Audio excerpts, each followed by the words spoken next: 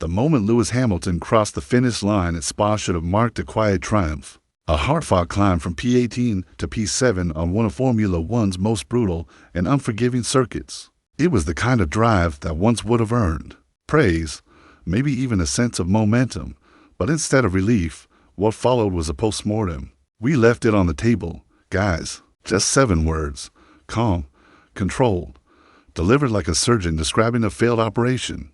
But those words carried way far more than frustration over missing the podium. Hamilton wasn't just talking to his engineers. He was speaking to Ferrari. That radio message, broadcast in the final laps of the 2025 Belgian Grand Prix, wasn't a reaction to a single mistake. It was the breaking point after months of growing tension. Behind the calm voice was a deeper alarm, not about strategy, not about race day setup, but something much bigger, something structural. Ferrari's much hyped upgrades, the redesigned rear suspension and that sleek, low-drag rear wing were supposed to bring performance and predictability, but instead, they made the SF25 more volatile. At Spa, the car didn't just struggle, it revealed a dangerous truth. Those high-speed compressions and sweeping corners didn't expose a minor flaw. They uncovered a fundamental design issue, and Hamilton, he saw it, he felt it, and in his quiet, cutting tone, he said what no one else at Ferrari dared to say out loud: this project isn't just falling short, it's heading in the wrong direction. That debrief wasn't just about analyzing data. It was a line in the sand, a warning shot, one that could either force Ferrari to reimagine their 2026 concept entirely or push the team toward internal collapse. What Hamilton hinted at in those final radio moments was far deeper than a poor setup or a missed pit call.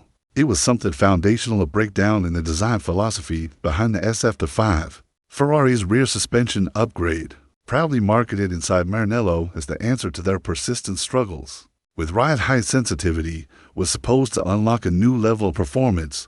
The goal? Stabilize the car over uneven terrain and give the engineers freedom to run more aggressive aero configurations without compromising grip. In theory, it was a game changer. Simulations promised a 20 millimeters increase in vertical dynamic range, allowing the chassis to sit lower, improving downforce without scraping the floor or suffering harsh bottoming in high-speed corners. But in practice, the upgrade failed spectacularly. Instead of delivering consistency, the added non-suspended mass from the reworked components disrupted the car's rhythm. Under braking, the SF25 became jittery. Through lateral loads, the rear end turned unpredictable. And in fast direction changes, where precision is everything, the balance fell apart. At a circuit like Spa, where corners like Eau Rouge and Blanchimont require absolute confidence from both car and driver, Hamilton was left improvising.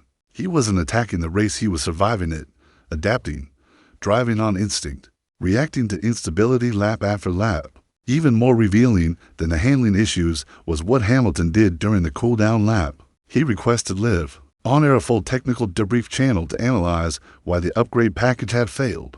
That wasn't an event. That was escalation. A public signal that he no longer trusted the internal development pipeline. It was as if he'd lost faith not in the car, but in the process and the people behind it. When a 7-time world champion begins to question the bridge between simulation and reality, that's not frustration, that's institutional doubt. Normally, a driver's post-race remarks might be dismissed as emotional residue from a long race. But this wasn't that.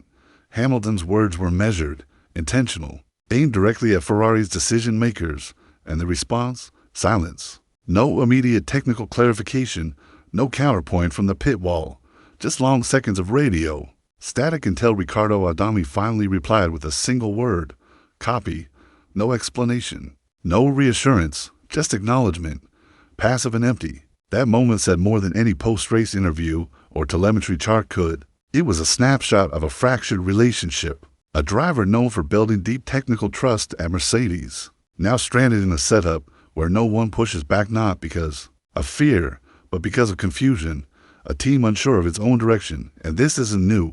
Hamilton's earlier jabs, like his sarcastic comments in Miami about engineers taking tea breaks during strategy calls, or his dig at the Monaco pit wall for mimicking Verstappen's tired choices, were early warning signs, lighthearted on the surface, but coated with concern. Now, at Spa, the warning is no longer subtle. It's crystal clear. Hamilton doesn't just want results. He wants accountability. And he's running out of patience. What's becoming clear? Behind the scenes at Ferrari isn't just a technical issue, it's a psychological fracture. The atmosphere is tense.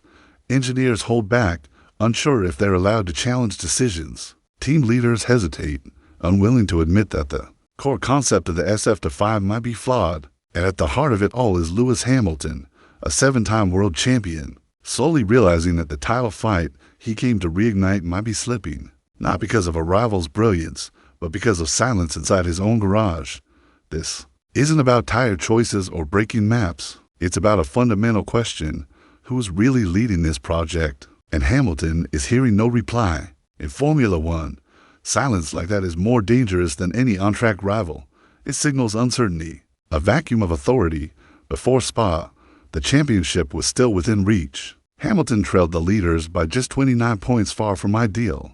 But nothing a late-season surge couldn't correct, especially with a development package specifically tailored for circuits like Spa, Zandvoort, and Suzuka. But finishing 7th, while McLaren and Red Bull surged ahead, didn't just sting, it sounded an alarm. Another race gone, another opportunity missed, another weekend where Ferrari's upgrade failed to translate theory into pace. Every race where Hamilton scores 12 instead of 25 points isn't just a dent in the standings. It's a slow bleed.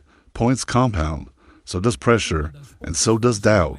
At this stage of the season, momentum is everything. Confidence must be built lap by lap, corner by corner. But Ferrari's trajectory is in free fall.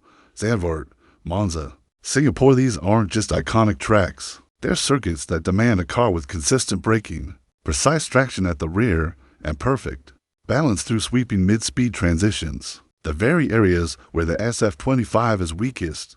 The issue isn't top-line speed, it's volatility. Ferrari's setup window is so narrow that even a 3mm ride height adjustment can dismantle weeks of simulation data.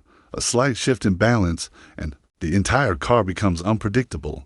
That means Hamilton, no matter how sharp his instincts, is locked out of undercut range. The RS zones lose their offensive edge. Strategy becomes reactive instead of proactive. And that's not how championships are won.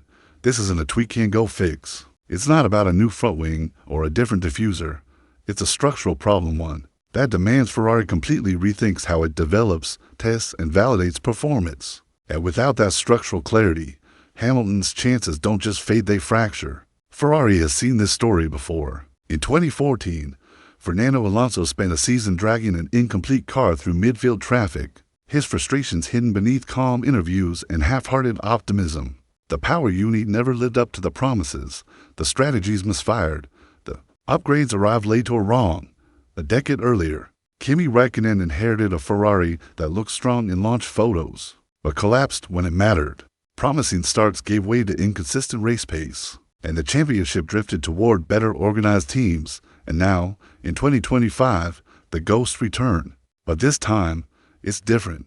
This time, Ferrari doesn't just have a world champion. It has a driver who knows exactly what a championship-winning organization looks like. Hamilton isn't adapting to Ferrari's way of working.